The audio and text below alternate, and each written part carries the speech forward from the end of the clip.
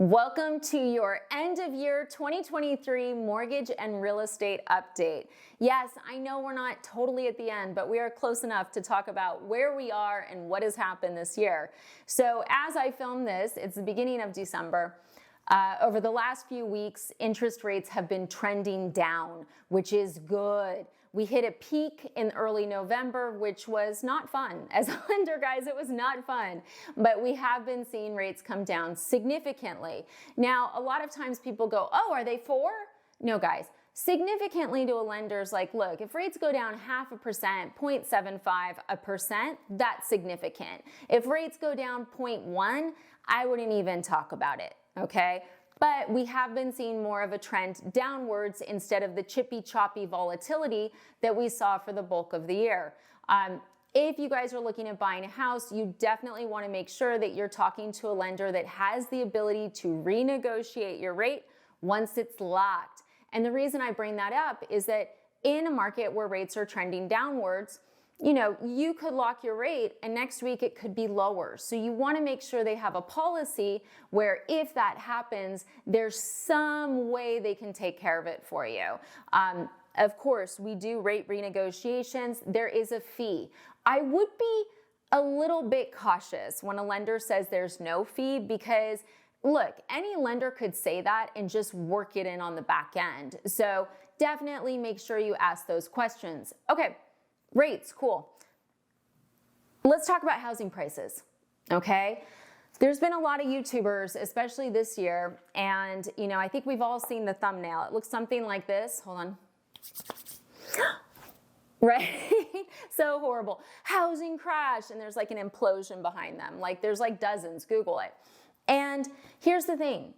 There are certain parts of the country where you saw prices go down from the height of the market, which you could argue is the end of 2021, beginning of 2022, depends on the market.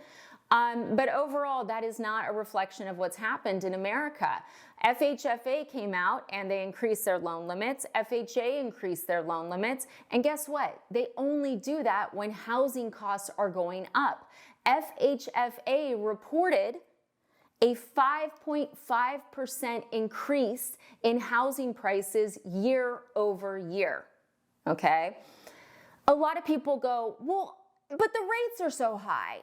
I know, guys, I lived it. Like, you're not telling me anything I don't know. I know, right? But there's a supply issue. And that is why housing prices are continuing to go up regardless of rates. There is a supply issue. Now, you may be in a neighborhood where you're like, there's 800 houses for sale. It's area by area, but if you look at the nation as a whole, there is a supply issue, okay? Now, I do think that if rates continue to trend downwards, that we are gonna see increased competition in the market. If I look at the applications that I got in November when we were at that peak versus this month, we're already seeing a sizable increase. And as rates go down further, you're gonna see more and more people in the market. So, you know, for my veterans who need the seller to pay closing costs, let's get pre-approved and go shopping now. For my first-time home buyers doing 3% down that need help with closing costs, let's go shopping now. For anyone that doesn't want to end up in a bidding war where they're paying over appraised value, let's go shopping now. I've said it. Here's my concern. Now look, do I think rates are just going to drop dramatically in January? I don't. I think if they do, it's a disaster for the housing market because I do think we'll go back to bidding wars. You know, we saw so many buyers end up in bad situations because they didn't get home inspections. You know, we saw people paying over the appraised value. We saw so much where it was really the seller's best interest and not the buyer's. And I do have concerns like, look, I think if we hit 5.5, it's going to be insane. I think at 6%, like if conventional loans get all the way down to 6, I think it's going to be incredibly competitive, okay? We're not that far off, right? Right now, you know, as I film this, the national trend for conventional mortgages was about 7%, okay? Roughly, there's no APR attached to that. I'm giving you guys ballpark, okay? And VA lower. But what we're seeing is that as more people come in the market, we still don't have the supply. And I think that we'll have so many people in the market when we hit that 6.5 level. And I don't think we're gonna see increased supply till we're at 5.5. Okay, and look, these are just my predictions based on what I've seen in the market over the last few years, talking to homeowners who have those 2, 3, 4% interest rates. I don't think they're gonna move at 6.5, but I think at 5.5, if they wanna get out of that house, we're gonna see it listed. So I feel like even though at 5.5, it's gonna be chaos, I think there'll be more inventory, whereas at 6, I think there's just gonna be more competition. So definitely, let's see if I'm right or wrong next year. In terms of interest rates, you know, we have a Fed meeting next week, and one of the reasons rates are low right now is because there's been so many predictions about how the Fed's gonna have to do like 6 cuts next year. I don't know if you guys saw that interview. A lot of lenders were putting it up as like a fact, but that's just people saying what they think the Fed should do. And after watching them, I don't think they're ever, like they don't do what any of us want them to do. They're gonna do what they think is right. And I will be very surprised next week if they say they're gonna do cuts.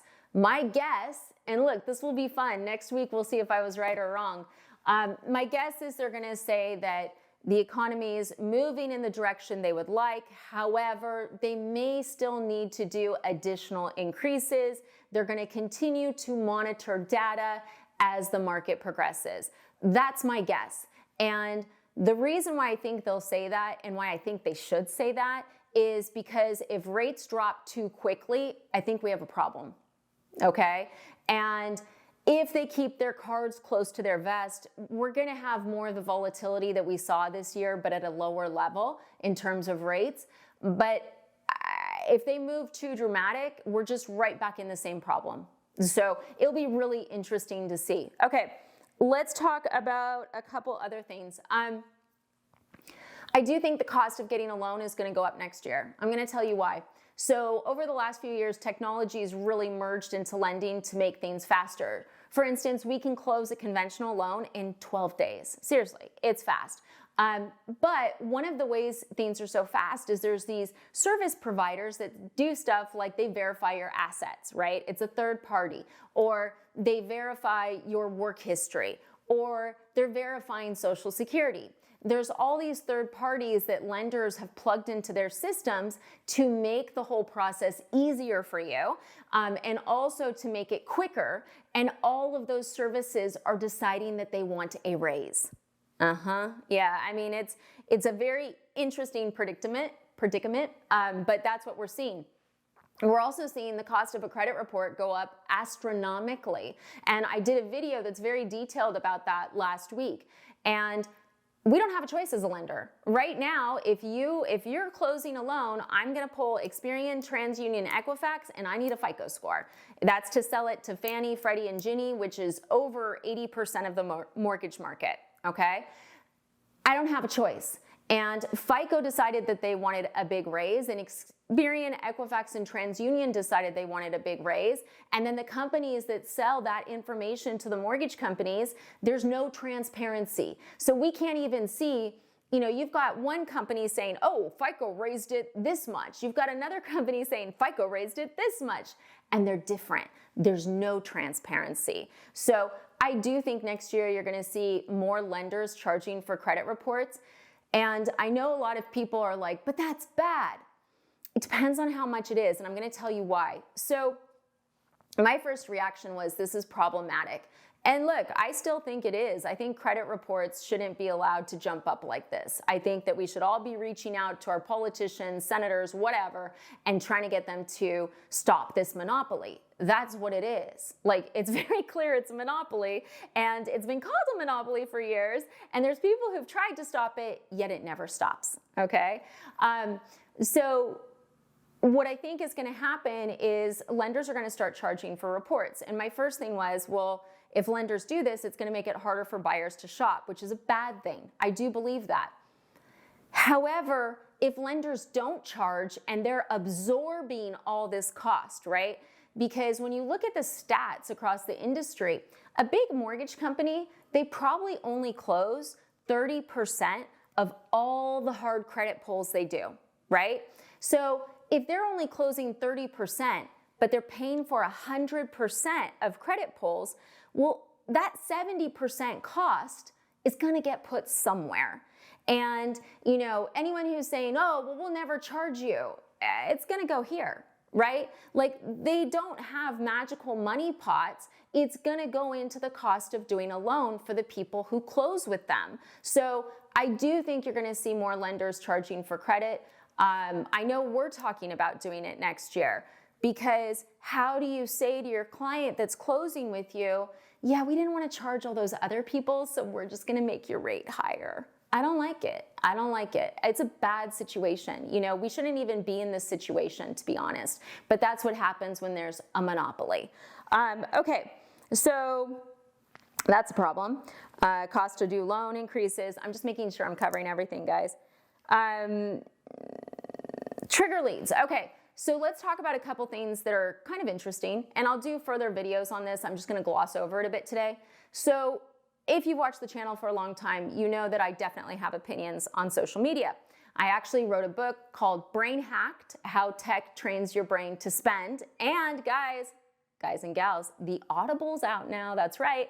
I can read you to sleep for 9 to 10 hours. All my truckers, guys, I did that for you. Anyways, I definitely have views on social media. There's pros and cons, right? There's a lot of bad stuff. The data privacy, the ability to track you, the way you're being monetized, horrific. The way that social media can divide the country and put people in rabbit holes that isolate them and ruin their lives, horrible. However, there are some positive things that come out of social media. And one of them is that if enough people start talking about something, politicians can't ignore it. So there were 2 bills introduced a couple days ago, December 5th. And what they're about is to stop hedge funds buying single-family homes. Now, I'm going to do further videos on both of those. I don't think either will pass. And I'm going to give you the quick reason why. I think that hedge funds should be prohibited from buying single-family homes. I think any large corporation should be prohibited from buying single-family homes. I think single-family homes should be for either owner-occupied or small investors. And you know, the definition of what a small investor is on these bills varies. It's like anyone who owns over 75 houses, anyone who owns over 100. I do think that needs to be stopped. I want to be really clear, because there's a lot of people that go, oh, well, they haven't bought that much. Guys, there's parts of the country where they've bought 30% of a town, 30%. And the studies are showing that it is mostly in minority neighborhoods. Yeah, it's pretty bad when you dig into what's going on. So I think it needs to stop. The problem with these bills is 2 things. One of them has it where these corporations have to sell off their houses they already have within a 10-year period. I don't see how that fits our view of America. If it was legal for them to buy it when they bought it, they should be able to keep it. You can't have someone follow the law and then get punished later. It sets a really bad precedent. It's not something that, you know, whether you're pro-corporation or anti-corporation, you do not want that I don't want that precedent set. I don't want to think that I'm doing something legally and then be told later that, you know, my investment that was legal, I now have to sell because they don't like it. I don't think that's okay. I do think it needs to stop. You know, the other bills talking about having a fee they have to pay every year on these properties that goes into a down payment assistance fund. I don't think that's the right answer either. I think it's clear. It's just easy and simple. And, you know, stop making it a freaking cash grab for the government, because the parties are just going to fight over that because of all the lobbying groups. All this money that goes for down payment assistance or something else somehow never ends up where it's supposed to be. Sorry, it's true. And it's just political pandering, right? Because the way this is written right now, I just don't see how they'll all ever agree on it, because how do you tell Americans, how do you tell corporations that they can do something legally and be punished later? It's bad. It's really bad. Or fined later. It's bad. So it's simple. What's the solution? They can't buy anymore. That's it. That's the solution. Okay? And they could put that into law. really quickly and easily. And I think most parties would agree on that. Just nip it in the bud, okay? So that's my suggestion on that. There's another bill out right now. It's the Trigger Lead Abatement Act of 2023. So trigger leads, when you do a hard credit pull with a lender, the bureaus sell your information. That's right, without your permission, without the lender's permission. They have a right to sell your information, your name, your phone number to other lenders. Yeah, they're making like $70 a pop in some cases, depending on your loan parameters. So they're allowed to sell your information, which is effed up. It is. Like, I've had veterans tell me they get 75 to 95 calls. That is not okay. They didn't want those calls. They're getting those. I've had veterans where the people calling them have said, hey, I'm calling from VA and I heard you're trying to buy a house and we are the VA lender you're supposed to work with, because we're like, they impersonate VA. Like, it's so interesting. But then the reason they've gotten away with it for so long is the credit bureaus go, we're encouraging the American consumer to shop. With what? The biggest predators in the industry? You know, I was reading this hysterical thing where it's like, trigger leads are important for mortgage companies who otherwise wouldn't have the ability to reach out to a consumer. What? Guys, let me help you real quick. I don't get magical leads coming to me or anything else. The way that lenders get business is they earn it. That's right, they earn it. They're either out in the market talking about stuff. I'm on YouTube teaching you guys every single thing I can. They're doing a good job. They're getting good reviews. They're getting referrals. They're doing their job. The lenders that have to buy leads, it's usually because they can't do any of that, right? They're either not doing a good job. They're not taking good care of the client. No one wants to send them business. That's why they buy leads. How is that better for you, the consumer? It's not. But once again, I mean, look, remember, these are the bureaus that have a monopoly right now, okay? Deep pockets in America, right? So that is called the Trigger Leads Abatement Act of 2023. Please tell your congressmen and women, any politician you know, I don't care if it's the local mayor, you tell everyone, hey, I need you to support this. Because here's the thing, when companies get to sell your data against your will and it can lead to you being harassed, that is not okay. That is not the America we should live in. I know I'm saying a lot of America stuff today, but like, you know, we're at a weird point in history right now where it's like, it seems like there's so much truth telling going on, which is a good thing. You know, it's good that there's truth telling. It's good that, you know, the curtains are being pulled back, but we have to act and we have to be vocal, because if we're not, it's like the curtain got pulled back, but everyone was like, it's like the aliens, right? They confirmed the aliens were real. And my favorite was people were like, can they help us with affordable housing? You know, everyone's like, And in that case, it was like, It was like, you guys have terrified us for the last 3 years. Like, sure, we'll take the aliens. Sounds good. So look, overall, the housing market, it still exists. Real estate agents, how many have we lost, right? Because people were like, so many real estate agents are going to go out of business. 3%. Yep, 3% of the 2 million is the average that I saw. And you're like, oh my God, why is it only 3%? Because most of them are not full-time agents. They might sell 1 or 2 deals every 5 years. So that's why you haven't seen a lot of real estate agents leave the industry, because it's cheaper for them to keep their license, continue doing their real job, and just do a onesie-twosie and make a killing. Mortgage lenders, 12% was the most recent statistic that I saw. 12% have left the industry, which makes sense. A lot of call center people have been let go because here's the thing that I think is really good, and I think this is a good sign for the future. This is a purchase market, right? And mortgage lenders, like the CEOs, owners, all of them for decades have said, Americans love call centers. They don't want experienced lenders. They don't want someone to walk them through the process. And when you look at the numbers this year, you do.